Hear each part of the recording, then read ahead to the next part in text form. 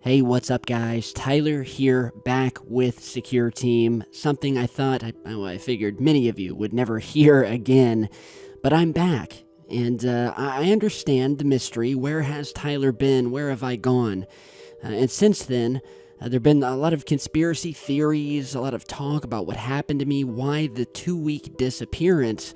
And I guess I kind of set myself up a little bit with that because a couple of my last videos before this sort of 2-week hiatus, I had been talking about being under a little bit of stress, how I had just been grinding on the channel for the past 5 years, basically carrying the UFO topic on my shoulders, building a Secure Team to where it was today. And just had taken no time for myself or my family, and I just kind of burned myself out. Not on the topic, but literally burned myself out. So I just needed to take, a small break, step back, spend some time with my family, and that's what I was doing. Well, because this month, for whatever reason, chose to be hectic for me, and chose for things to just go wrong one after the other, after I had taken my little break and decided to come back, something else happened that took me away from the channel for yet another 2 weeks. And before I let you guys know what that was, I just want to give you a little example of what happens on the internet where a fairly popular YouTuber disappears for a few days, and the types of conspiracy theories, some really crazy stuff that pops up online and that certain people are putting out there. And so a viewer sent this to me the other day. He said, "Tyler, I'm freaking out. I just read this. Please don't do what you're going to do or what we think you're going to do." And I said, "Hey, everything's fine. What is it you think I'm going to do?" And he sent me a link to a post that I think was on Reddit or maybe 4chan. But that post you're seeing here, and, long story short, because I don't want to read all of it, some of the words in it and the topics described in it would likely get this whole video demonetized. But as you can read from the title of the post here, sitting, by the way, next to a very dashing photograph of myself, if I say so, but it says, "Tyler of Secure Team likely on SSRI drugs," or in other words, antidepressants. And it goes on to talk about how most people know who Secure Team is and the guy who runs it, and that I have likely been put on SSRI, antidepressants, and some sort of psychiatric sedatives. It says here that, quote, "He has recently said he was feeling depressed, and being an American, he most likely visited a doctor to talk about it. It's also entirely possible that his recent depression is entirely due to already having been on this type of medication for months or years. Now, why would he already be on them? Because, number one, he was in a motorcycle accident, and it's very possible he was given some form of drugs belonging to this sort of antidepressant class, and that basically, bottom line here, it ends with, we can thus establish the likelihood of Tyler being on these medications, and that I am, quote, very likely to commit blank." I don't want to say it, but very likely to off myself, or attempt to in the near future. This all according to the poster here, and due to these psych drugs that they're saying that I'm on. So he ends his post with, "So don't be surprised if Tyler suddenly stops uploading and a new video never comes." And of course they use yet another photo lifted from Google of me, taken from a video I posted when I indeed was in my motorcycle accident last year. If you guys were with me at that time, I was in a really bad street bike motorcycle accident, broke my leg just totally in half, was in the hospital for a week, and half of my leg is full of titanium rods and screws. I feel like the Terminator. But other than that, I was fine, and I'm back walking again, back out playing basketball, back to it. And so I just wanted to give you a little example of the theories that have been going around since my absence. And this is, sort of the crazy stuff. While I understand it, people come to theories like this. I first just wanted to clear up that no, everything is fine. I am not on any psych meds, I assure you. When I mentioned being stressed in my past videos, that was just regular life stress. I think everyone gets it. I wasn't hinting that something was coming or that you guys needed to worry about anything. It was just everyday stress. And as for where I have been, the truth about where I have been, well, like I said, I took a little break, to spend time with myself, and right as I was about to come back to work, I got a call from a family member informing me that another close family member of mine had unfortunately and suddenly passed away. So as you can imagine, I had to pack up, I had to travel, go to funerals, go to remembrances, and I haven't been home since. I've been traveling and grieving and spending time with family, and have literally just got back home in the past day or two. So now that I'm back home, I'm able to work, but I just want to let you guys know I'm fine. Everything's great. Your boy's back. You know, I've hated not being able to work and bring you the best news that you can possibly get on this topic of aliens and UFOs. We've had some other channels out here helping out, but Secure Team's where it's at. And I've worked very hard over the years to get it to that point. So I'm really excited to jump back in, and well, let's just do it. Let's get back to it and jump in with this very first video. So the first topic of discussion that I want you guys to check out today is the fact that the Navy, and you'll remember one of my last videos I did a story about this, the Navy came out publicly and stated that they are planning to once again begin documenting UFO sightings from the people of the world. And that was an amazing news story. You know, the Navy, well known, and all the other branches of the government, well known for keeping secrets, especially as it pertains to UFOs and aliens, all the way leading back to the Roswell incident and the cover-up that happened afterwards. A lot of secrecy.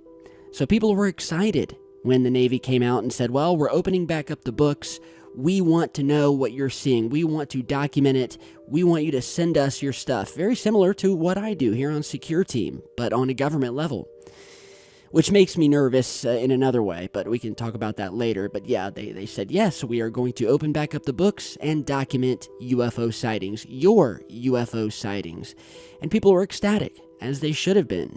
I think it just goes to show how the government is more opening up, being more open to this topic. Well, now, as if we didn't know, a big, giant letdown was on the way. We now have the, I guess, full press release to their original sort of tease piece, which now reads that, yes, the Navy does plan to document UFO sightings, but they are going to keep them entirely confidential. So yeah, aliens and UFOs around the world, take note, because the U.S. Navy plans to set up an official reporting and investigative system that will monitor reports from its pilots about unidentified flying objects. But while this X-Files worthy operation sounds newsy, don't expect to hear details about it anytime soon. The Navy doesn't intend to make the data public, citing the privileged and classified information that these reports usually include. And so, in fact, beyond just this announcement that the Navy is setting up this UFO reporting procedure, no release of information to the general public is going to be expected. And that's from the head guy. And yeah, the upcoming procedure comes in the wake of other government-related UFO news, where in late 2017, word came out that the Pentagon had a secret UFO office that spent some $22 million over 5 years to study strange and threatening aeronautical events. The tic-tac-toe events, the videos that you're seeing here, where these unidentified objects were playing tag with these aircraft carriers off the coast of California. And, you know, I mean, I gotta say here, guys, while I understand that the Navy doing this could make some people happy, because it sounds like they are moving toward a more transparent UFO documenting apparatus, but when they, you know, dangle news like this in front of us and then say, oh, by the way, all of the really cool video and audio that we're going to be getting from our pilots of these UFOs that can dive from 65,000 feet high down just to above 5 feet high above sea level, make sharp right-hand turns, and then blast back off into space, we're going to keep that quiet. You guys aren't getting any of that. I mean, it would be the same concept if I suddenly told you guys, okay, hey, we're changing the way we do Secure Team.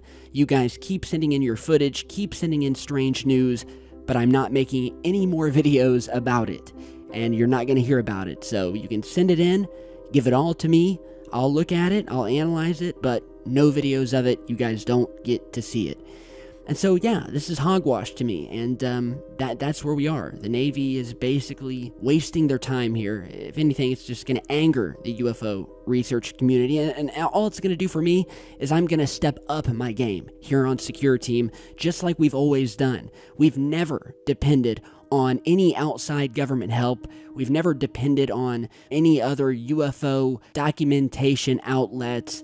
And that's what we want. We want the raw stuff, the raw intelligence. And that's what you guys are going to get and continue to get here on Secure Team. So tell me down below, what do you think about this little game that the Navy and the government is playing here? So now in other news, some UFO news, I want you guys to check out this clip. It was taken by someone with a very high-powered telescope who was recording planet Jupiter, where you can see Jupiter, you can see a couple of its moons. And during this recording, he captures something very strange, where it appears that at least twice during this recording, what only can be described as a wave of some sort, an invisible wave, passes over the planet Jupiter, giving off this sort of hologram type sight, you know what I mean? And then does it again. It happens twice, so you're seeing that video here.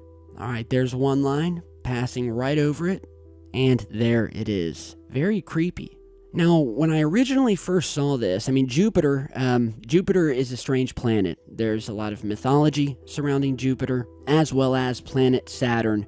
But when you talk about UFOs in space, there are two main planets where astrophysicists and scientists and researchers alike have always come to the conclusion that these UFOs that are out in space seem to, for one reason or another, like to proliferate or do whatever they are doing out near these two planets, Jupiter and Saturn.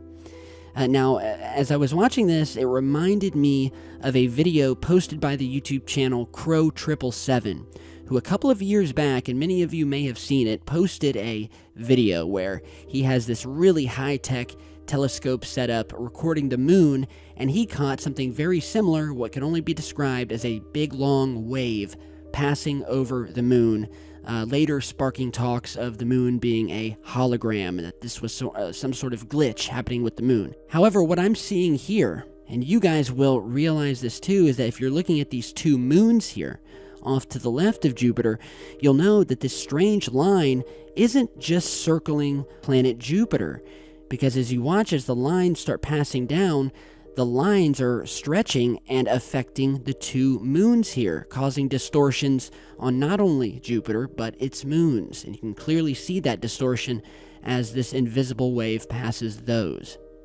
Okay, so as you guys are seeing here, whatever this is, it's some sort of mystery line, mystery wave that is passing by. What I think we can deduce from here is that it's not coming from within Jupiter. Jupiter is not glitching out. We're not looking at a hologram of Jupiter. But what I do think this shows is that something is happening out there near Jupiter and passed by the planet and its moons. A wave of something. A ship that was possibly cloaked and that just took the appearance of a wave, but something massive and long, massive enough that it would be able to pass in front of Jupiter and its moons, causing distortion on all three of them. Well, that makes me think there's just some sort of rogue, cloaked wave passing by twice.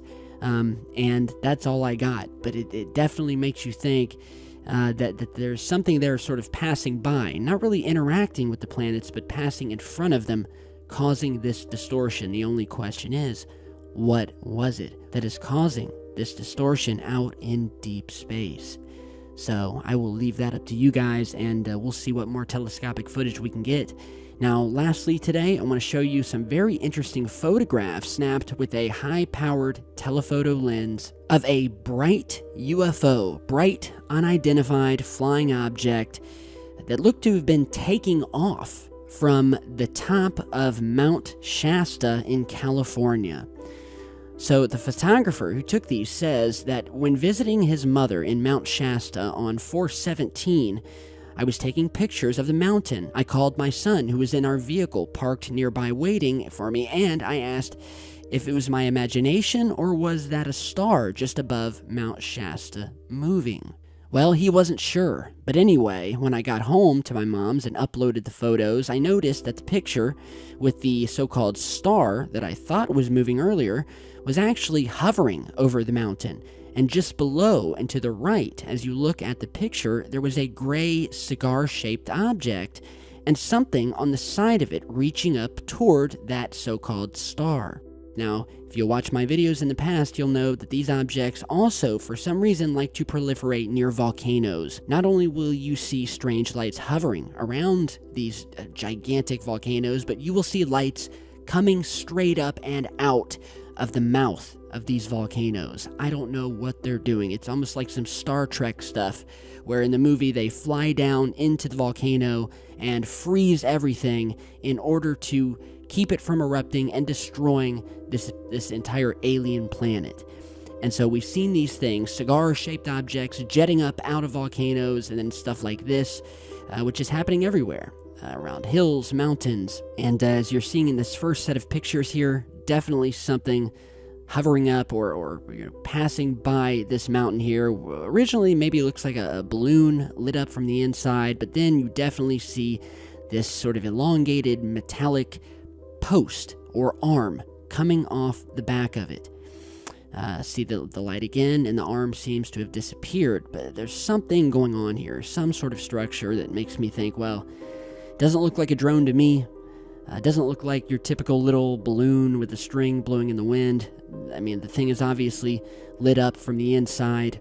So, yeah, I wanted you guys to check these out. Really interesting set of photographs. You know, in this video age, I still love to get some well-made photographs like this, where we still have good photographers out there in the world who can hold a shot still and get the shot and get multiple frames of it.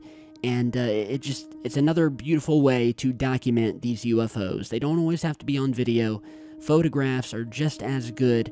And, you know, photographs were what we had to work with at the very beginning. So tell me what you guys think. Anybody near Mount Shasta, if you see these things, keep your cameras and your telephoto lenses ready.